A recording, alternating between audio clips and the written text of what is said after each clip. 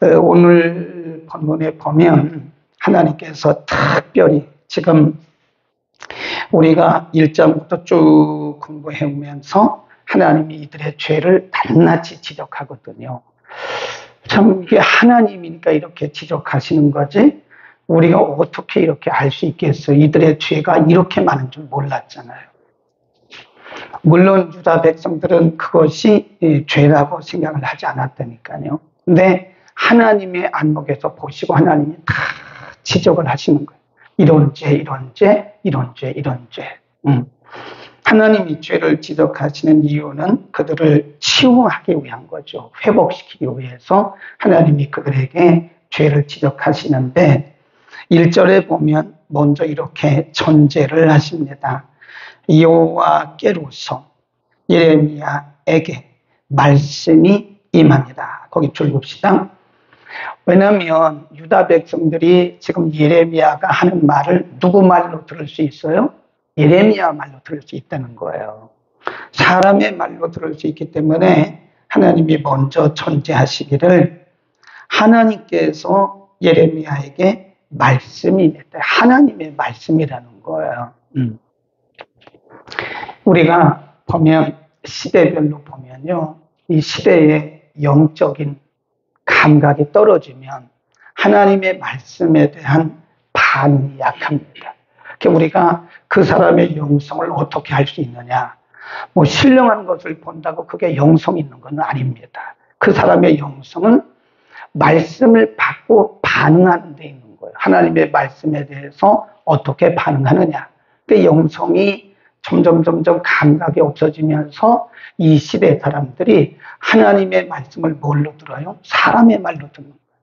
그러니까 하나님의 말씀 앞에 우리가 경외심을 가지고 들어야 되는데 하나님의 말씀에 대해서 하나님의 권위를, 말씀의 권위를 인정하지 않으니까 사람의 말로 받는 거예요. 그러니까 말씀을 무시하는 거죠. 한쪽 귀로 듣고 한쪽 귀로 흐르는 거죠. 우리가 부모님이 돌아가시면서 하는 말을 뭐라 그래? 유언이라고 그래, 유언. 부모님의 유언을 받고도 유언을 지키지 않는 사람은 불효자죠.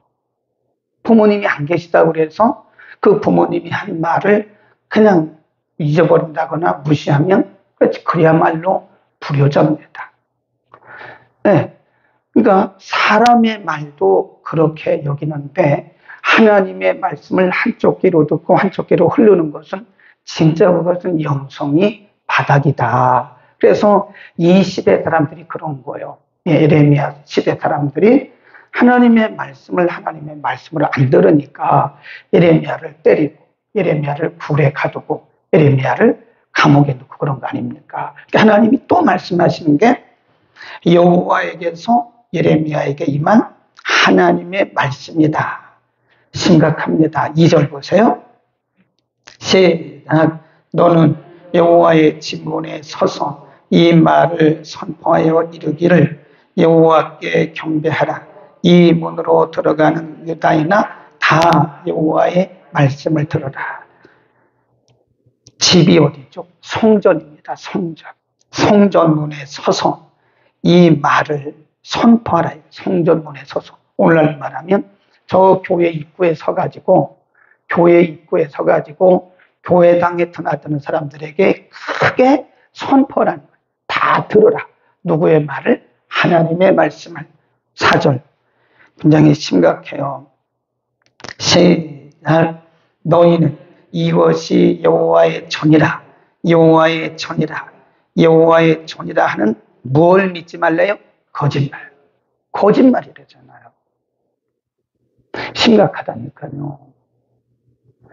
하나님이 예레미야에게 말씀하기를 여호와의 전 입구에 서서, 오늘날 말하면 교회 입구에 서서 사람들에게 이렇게 선포하라.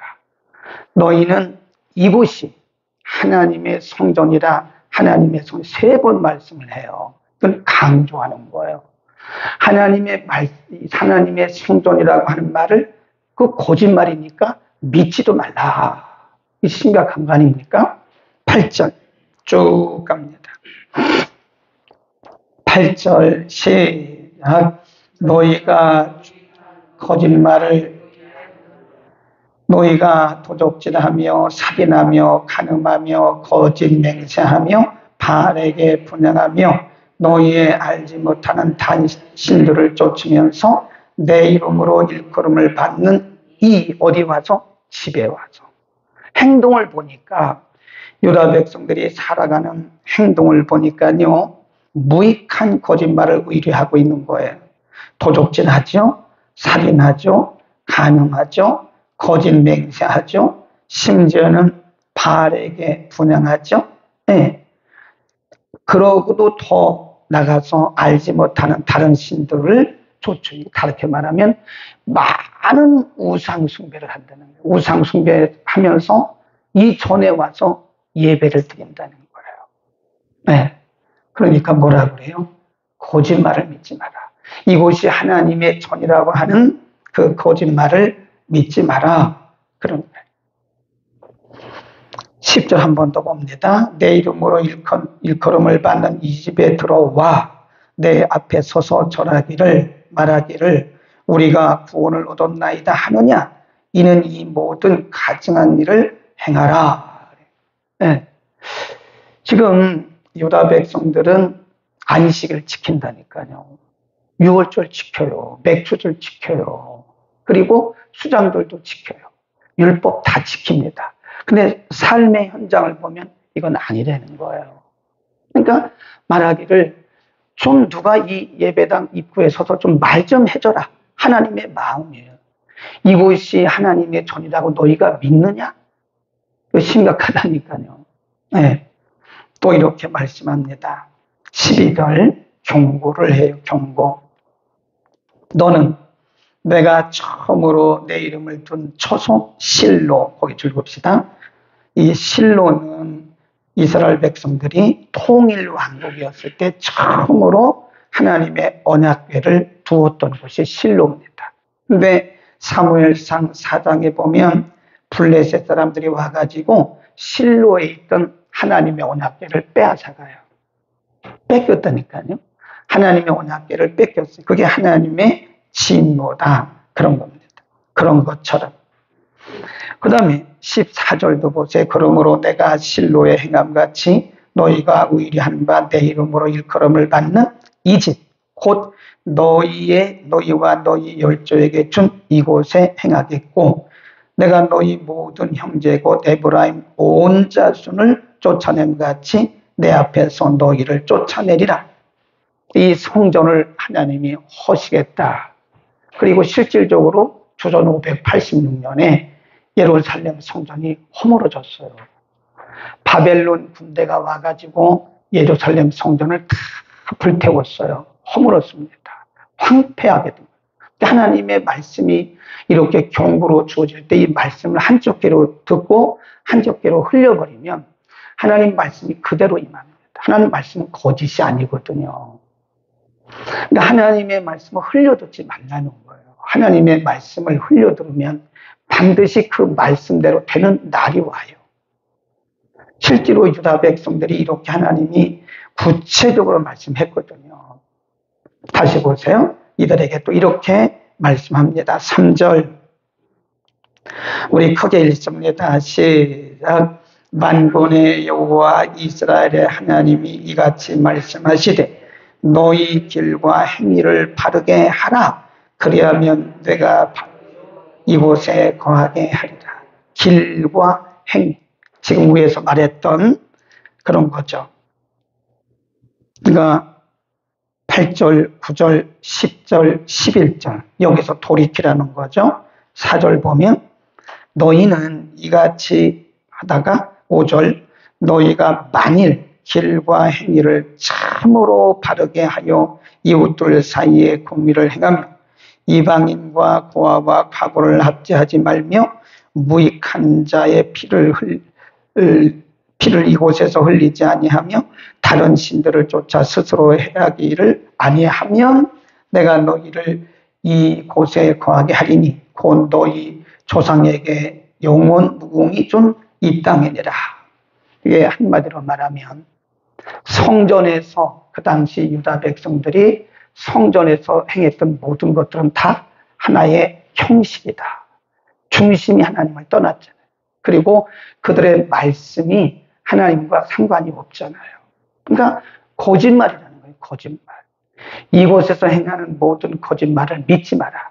4절에서 3번이나 말씀하세요. 응? 거짓말을 믿지 마라. 이 말씀을 오늘 우리의 삶에 적용을 하면요. 늘 말씀하잖아요. 예배는 중심이 있어요. 중심이 빠지면 그거요. 형식입니다. 형식. 우리가 예를 들어서 일주일에 2번 예배를 드린다고 합시다. 2번. 52주잖아. 1년이면. 그러면 주일 낮 예배, 수요 예배. 예를 들어서 주일 낮 예배, 밤 예배. 이렇게 2번만 드린다고 해서 1년이면 104번이에요. 104번. 10년이면 몇 번이에요? 1004번입니다. 우리가 지금까지 새벽 예배까지 합치면 우리는 수 없는 예배를 드렸어요. 이렇게 스스로 우리 자신에게 질문을 해봐야 돼요. 나는 과연 하나님이 받으실 예배를 몇 번이나 드렸을까?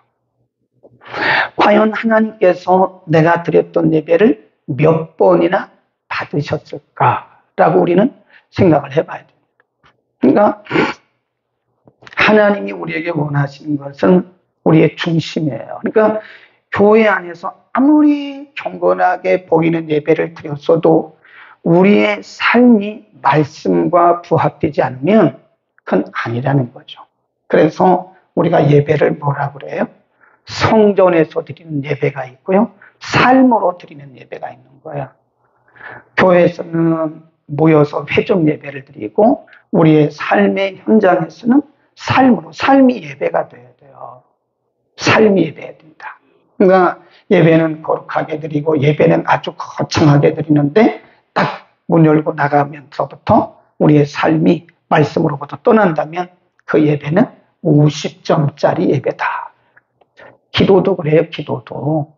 우리가 기도는 굉장히 유창하게 합니다. 근데 우리의 삶을 보면 기도하고 안 맞아요. 근데 그게 온전한 기도가 아닙니다. 우리의 삶이 기도가 돼야 돼요.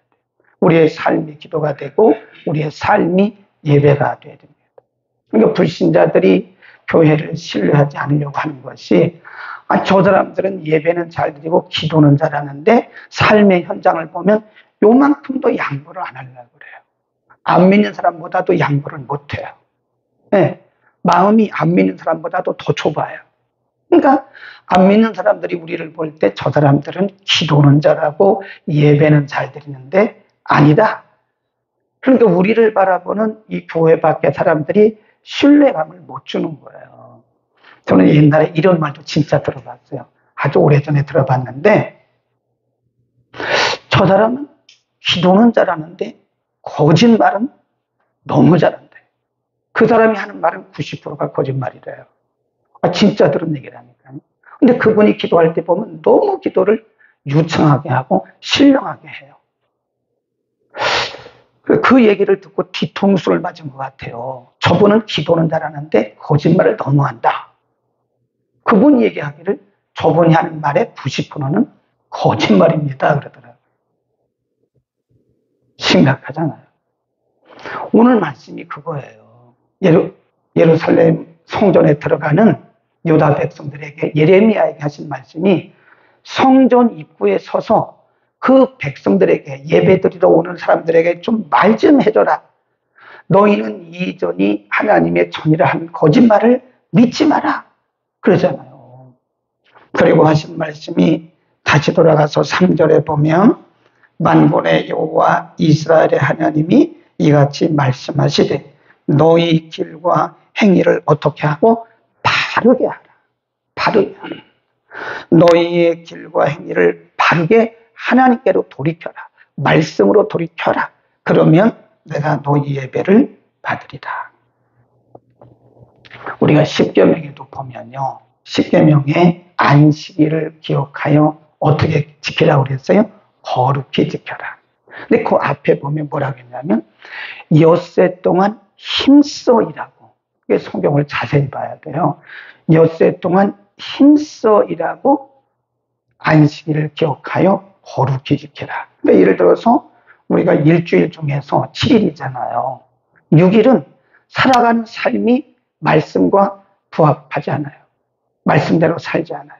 그리고 주일날 와서 안식일에 와서 예배를 거창하게 드려요. 그건 아니라는 거예요. 우리의 삶이 예배가 되어야 우리에게 공예배를 하나님 받으시는 거예요. 아멘. 우리는 삶으로 기도하고 삶으로 예배해야 됩니다. 그렇지 않으면 우리는 이중적인 삶을 살아가는 거예요. 이중적인 삶을. 교회가, 한국교회가 그동안에 너무 믿음만 강조한 거예요. 믿음만. 믿음. 기도. 그런데 막상 삶은 안 가르쳤어요. 우리가 영어로 말하면 how to, 어떻게 살아야 될 건가를 안 가르친 거예요. 믿음, 기도는 이렇게 하세요. 예배는 이렇게 드리세요. 예배와 기도에 대해서는 강조하고 많이 가르쳤는데 how to를 안 가르친 거예요. 그 예배에 대해서 우리가 어떻게 적용을 해야 되느냐, 우리가 예배를 통해서 들은 그 말씀을 어떻게 적용해야 되느냐, 우리가 기도한 것을 어떻게 적용해야 되느냐를 안 가르친 거예요. 물론 가르쳤기도 했지만 잘 그대로 적용을 안 한 거죠. 그래서 저는 이렇게 생각해요. 차라리 예배 5번 드렸으면요, 차라리 4번 드리고 삶을 거룩하게 살라는 거예요. 생활을. 기도 5시간 했지만 4시간으로 줄이라는 거예요. 그 대신 삶으로 기도하는 삶으로. 누가 봐도 저 사람은 기도하는 사람답다. 기도는 잘해놓고 거짓말해서 되겠습니까? 기도는 시커내 놓고 용서 못하면 되겠습니까? 기도는 잘 아주 유창하게 해놓고 사람들에게 양보하지 못하고 강요하지 못하면 그 기도가 무슨 의미가 있겠느냐, 그런 얘기죠. 한 번 더 읽고 마치겠습니다. 2절입니다. 시작. 너는 여호와의 진문에 서서 이 말을 이르기를, 여호와께 경배하러 이 문으로 들어오는 유다인아, 다 여호와의 말씀을 들으라. 4절. 너희는 이것이 여호와의 전이라, 여호와의 전이라, 여호와의 전이라 하는 거짓말을 믿지 마라. 기도하겠습니다. 걸어가신 아버지, 오늘 예레미야 7장의 말씀은 우리의 가슴을 찌르는 말씀입니다. 우리가 평생 성전에서 예배드리고 유창하게 기도도 했습니다. 오늘 우리의 모습이 예레미야 시대 유다 백성들의 모습이고, 예레미야 시대 유다 백성들의 모습이 곧 오늘 우리들의 모습입니다. 우리가 찬양은 잘하고 기도도 잘하고 예배도 경건하게 드리는 것 같은데 막상 우리의 삶을 보면 그렇지 못할 때가 너무 많은 것을 고백합니다. 우리의 기도가 삶이 되게 하시고 우리의 예배가 삶이 되게 하옵소서. 우리의 말씀 묵상이 삶이 되게 하옵소서. 걸어가신 우리 아버지, 우리 자신을 다시 돌아보게 하옵소서. 하나님의 말씀을 많이 아는 것도 중요하지만 그 말씀을 우리 삶에 잘 적용해서 그 말씀대로 살아서 우리의 삶과 믿음, 우리의 기도와 삶이 하나가 되고 일치가 되는 역사가 있게 하여 주옵소서. 하나님, 오죽 답답하고 오죽 마음에 안타까우시면 이 천문에 서서 성전에 들어오는 사람들에게 선포하라고 말씀하셨는지 우리가 익히 알 것 같습니다. 하나님, 오늘 우리의 삶을 다시 돌아보며 말씀으로 돌아가는, 삶으로 돌아가는 우리의 기도와 우리의 예배가 되게 하옵소서. 예수 그리스도